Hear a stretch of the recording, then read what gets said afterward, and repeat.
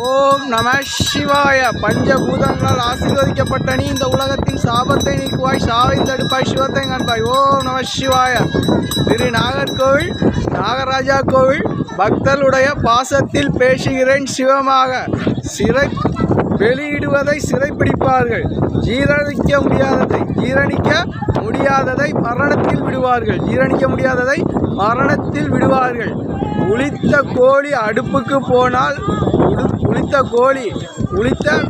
அடுப்புக்கு போனால் உண்மையில்லாத உடல் மறவை தேடும் மரணத்தால்.